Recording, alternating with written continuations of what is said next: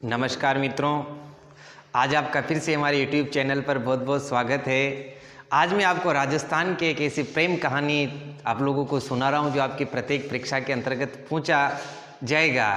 और पूर्व में भी सेकंड ग्रेड जैसी परीक्षाओं में इसके बहुत बढ़िया प्रश्न पूछे जा चुके हैं। ऐसी कहानी का नाम है बच्चों ढोला मारो। सबसे पहले ढोला मारो का जो बढ़िया प्रश्न होता है वो ऐसा होता है, आप लोगों से पूछ लिया जाता है। आप लोगों से प्रश्न इस प्रकार पूछा जाएगा कि ऊंट पे सवार जोड़ा क्या कहलाएगा, ऊंट पे सवार कपल क्या कहलाता है। या आपको चित्र दे दिया जाए कि ऊंट पर ऐसे एक ने ऊंट को पकड़ रखा है और उसके ऊपर एक महिला बैठी है, बताइए उक्त चित्र किसका है। तो जिसने एक पुरुष ने आगे ऊंट को पकड़ रखा है और ऊंट पर एक महिला बैठी हुई है, बच्चों ऐसा चित्र आपको देखने को मिले तो वह चित्र होगा ढोला मारो का।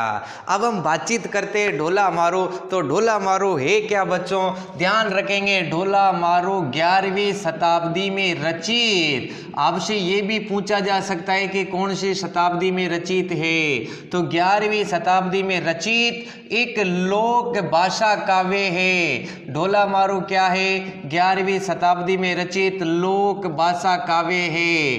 वर्तमान में ये लोक गीतों में भी चलन में आ गया। ढोला मारो क्या भी है बच्चों, एक लोक गीत भी है। और ये कहाँ का प्रसिद्ध है, सिरोही का प्रसिद्ध है। आप ध्यान रखेंगे, ढोला मारो लोक गीत को गाते समय कौन सा वाद्य यंत्र बजाया जाता है, चिकारा वाद्य यंत्र बजाया जाता है। आपने कई सारी बातें सुनी होंगी बच्चों, जैसे हीर और राजा, मुमताज और साझा, ठीक वैसे ही ये अपने राजस्थान के ढोला और मारू। जरा हम जानते हैं इनका इतिहास। 17वीं शताब्दी में इसमें और विस्तार किया था।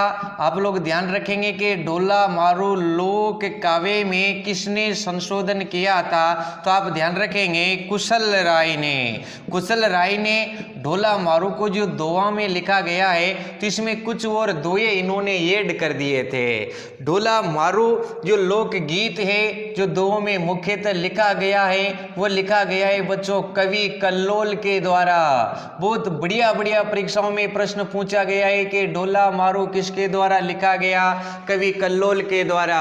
ढोला मारू लोक भाषा काव्य की शुरुआत कब मानी जाती है, 11वीं शताब्दी में। ये क्या है, एक लोकगीत। कहाँ गाया जाता है, सिरोही। कौन सा वाद्य यंत्र का प्रयोग किया जाता है, चिकारा। और इसमें संशोधन किसने किया था, कुशल राय ने। कब किया था बच्चों, 17वीं शताब्दी में। अब हम कवि कल्लोल की जरा बातचीत करते हैं। इन्होंने ढोला मारू के विषय में क्या बताया है। पिंगल देश, आप सभी जानते होंगे बच्चों पिंगल देश कहाँ पर है। पिंगल देश हम कहते किसे हैं, जिसे पिंगल देश है, जांगल देश है, वांगड़ देश है, मेवात है, शेखावाटी है। ये सब क्या है, ये हमारे भौगोलिक क्षेत्रों के उपनाम हैं। और आपसे प्रश्न पूछ लिया जाए कि राजस्थान के तमाम भौगोलिक क्षेत्रों के उपनाम कहाँ पर देखने को मिलेंगे, तो आप ध्यान रखेंगे बिजोलिया शिलालेख में राजस्थान के तमाम भौगोलिक क्षेत्रों के उपनाम हैं। उसी बिजोलिया शिलालेख के अनुसार पिंगल देश जो हमारा आता है बच्चों, ये आता है बीकानेर में।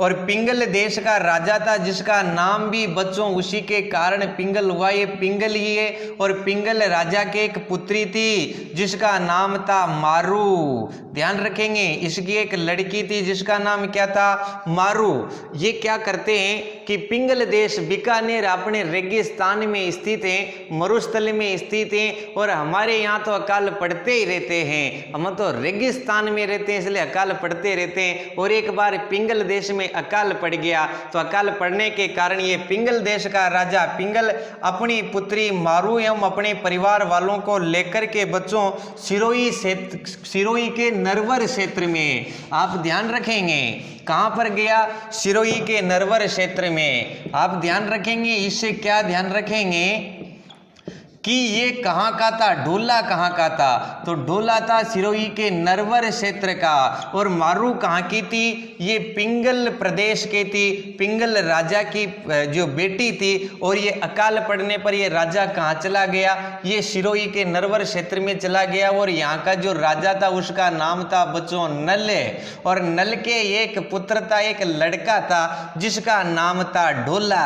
आप ध्यान रखेंगे ढोला के बचपन का नाम भी आप से पूछा जा सकता है तो ढोला का नाम था साल्व कुमार। आप ध्यान रखेंगे साल्व प्रदेश भी है हमारे यहाँ पर, लेकिन मैं नाम की बात कर रहा हूँ। नाम क्या था उसका? ढोला का साल्व कुमार। और ये अच्छे से सिरोही के अंदर रहने लग जाते हैं, लेकिन आपको पता है कि वापस से बरसात हो जाती है और वापस से पिंगल देश में ये जाने की तैयारी करते हैं। लेकिन इन्होंने जो साथ दिया उसके बदले में ये क्या करते हैं कि बचपन में ही मारू थी उस वक्त 1.5 साल की, 1.5 वर्ष की बेटी थी, एक तरह से बाल विवाह था। और ढोला की आयु थी 3 वर्ष। और ये पूछा गया है अभी जो इसे जस्ट पहले 2nd ग्रेड की परीक्षा हुई उसमें कि ढोला की आयु कितनी थी?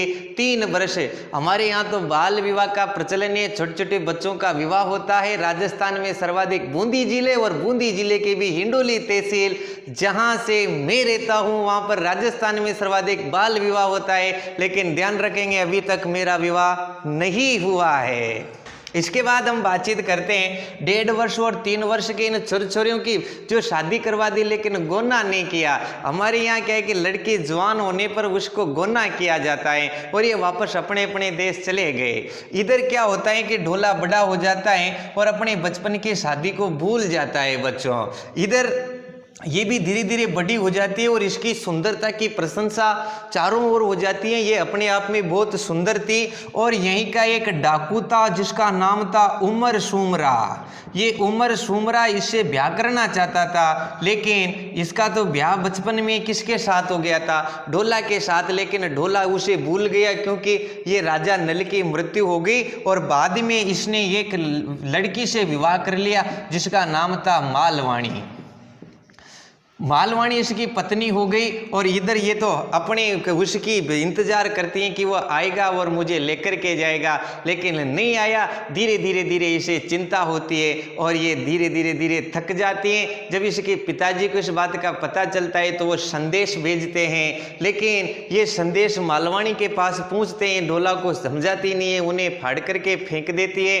अंत में क्या होता है बच्चों कि जब वो पूरी थक गई मारू तो ये कि ढोली को ये संदेश वाहक के रूप में ढोला के पास भेजते हैं और वह ढोली वहाँ पर जाकर के मल्हार राग के अंदर जो गीत गाता है और वह ढोला को बहुत पसंद आता है तो उसे बुलाता है, वह सारी कहानी उसे कहता है। जरा ध्यान रखेंगे उन्होंने क्या कहा, बहुत बढ़िया बात उन्होंने बताई थी कि सोरटियो दुओ भलो, सोरटियो दुओ भलो भई मरवणरी बात, और जोवन छाई धन भली और तारा छाई रात। उक्त पंक्ति कवि कल्लो किए सोरटियो दुओ भलो। सोरटिया सोरटा एक छंद होता है, दुओ भलो भली मरवणरी बात, अच्छी बात है, छोकी बात है। मरवण यहाँ पर मारू के लिए कहा गया है। और जोबन छाई धन भली और तारा छाई रात। ये उक्त पंक्ति किसकी है? ये उक्त पंक्ति कवि कल्लोल की है, ढोला मारू की है। और इसे सुन करके जैसे ही इसे अपने पहले विवाह की याद आती है तो मारू को लेने आ जाता है और मारू को लेकर के ये वापस जाता है बच्चों।